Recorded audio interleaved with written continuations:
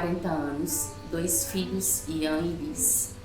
E meu outubro começou a ficar rosa há 5 anos atrás. É uma notícia difícil da gente receber, principalmente quando você é da área da saúde, como no meu caso, fisioterapeuta, sabendo que a doença existe, as causas, as consequências disso tudo, e a gente acredita que nunca vai acontecer isso com a gente. E de repente você se depara com um diagnóstico de câncer.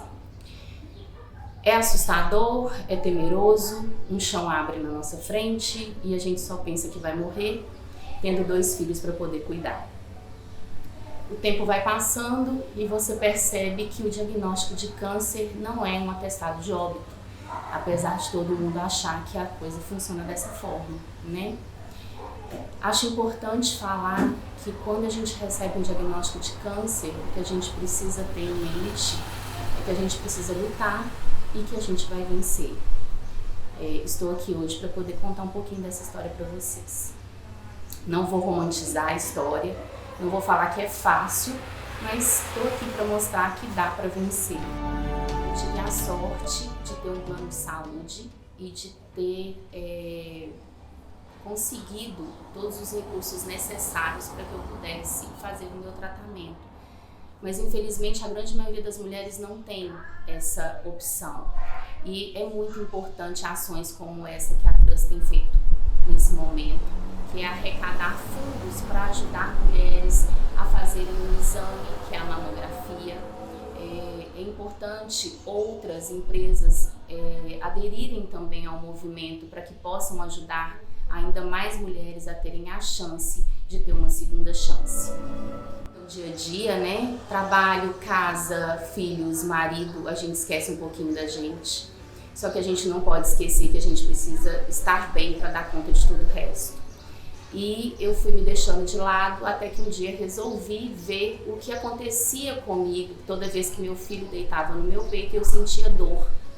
Ao contrário de que todo mundo fala, câncer não dói, no meu caso doía e eu não entendi o porquê. Eu busquei ajuda e descobri que eu tinha um tumor e que esse tumor era maligno e que eu precisava começar uma batalha. Foram quimioterapias, cirurgias e durante todo esse período o que não me faltou foi o apoio de familiares e amigos, que é uma das coisas mais importantes que a gente precisa. Ter aqueles que a gente ama por perto para poder apoiar, para poder estar do lado, não para sentir pena, mas para poder mostrar que a gente vai dar conta, né?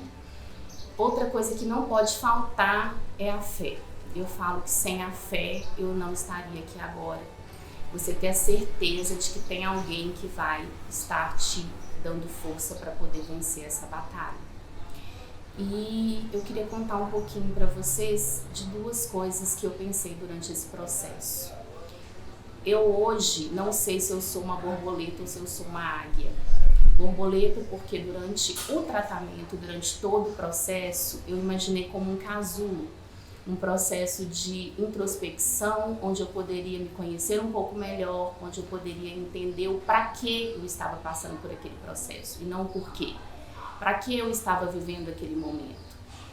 E depois desse processo todo, hoje eu me encontro no mundo rosa de verdade. Um mundo completamente diferente, uma fase completamente diferente, uma mulher diferente. Olhando com um olhar diferente para as coisas, valorizando ainda mais as pequenas coisas, valorizando cada pôr do sol, porque eu sei que aquele dia foi vivido intensamente. Por outro lado, eu me imagino como uma águia. Não sei se vocês conhecem a lenda da águia. A águia, quando ela faz 40 anos, coincidentemente, hoje eu tenho 40, ela passa por um processo que ela precisa decidir se ela vive ou se ela morre. E algumas optam por desistir, outras optam por lutar. E quando elas decidem fazer isso, elas voam para um penhasco mais alto que tem perto delas. E elas ficam reclusas ali por 6 meses. Por que elas ficam ali? Porque ali elas já não têm mais as penas vistosas como estão, as unhas estão amolecidas e encurvadas e o bico está encurvado. Nesse momento ela precisa passar por um processo de transformação dolorosa para poder alçar um voo maior depois. A águia primeiro bate o bico na parede, até esse bico cair. E aí nasce um bico novo. Depois desse processo, ela arranca todas as suas unhas e espera novas unhas virem. Quando as unhas estão ali, ela arranca todas as suas penas e todas as penas voltam com mais vida. E nesse momento eu me comparo com o que a gente passa. Estou falando para vocês que estão passando pelo mesmo processo que eu passei. Que a gente perde cabelo, a gente perde cílios, a gente perde sobrancelha, as unhas ficam arroxeadas e é um processo doloroso sim. Mas se a gente luta e a gente consegue, os cabelos voltam, os cílios voltam, a sobrancelha volta, as unhas voltam e a gente consegue alçar um voo ainda maior, ainda mais forte. Então eu queria falar um pouquinho do porquê que é o Outubro Rosa. Não sei se você sabe, mas esse movimento começou em Nova York em 1990, numa corrida pela cura. Algumas mulheres se juntaram, fizeram essa corrida e aí surgiu o movimento. No Brasil isso só chegou em 2002. E é considerado Outubro Rosa, um mês para poder lembrar que a gente precisa se conscientizar e cuidar da gente.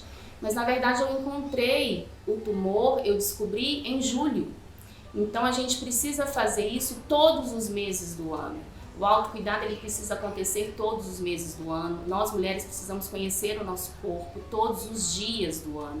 A gente não pode deixar 1 mês, 2 meses, esperar chegar outubro para poder falar desse assunto. E eu acho interessante também falar que é Outubro Rosa, mas os homens também desenvolvem câncer de mama e não são poucos não. Então os homens também precisam se cuidar porque eles também têm glândulas mamárias. E façam um autoexame é importante, mas é importante também fazer preventivo, colocar esse preventivo em dia, porque o Outubro Rosa ele não se refere só a câncer de mama, há pouco tempo foi colocado também o câncer de colo de útero. É importante também fazer o preventivo de rotina e se cuidem, né? Não deixa para depois o que pode ser feito hoje, porque pode não dar tempo. Eu descobri quase em tempo de não ter mais tratamento. O tumor que estava em mim, porque não é meu, tinha 4,9 centímetros, com 5 centímetros já não tem cura mais. Então não deixem para depois o que vocês podem fazer hoje e tenham a chance de poder vir contar a história de vocês.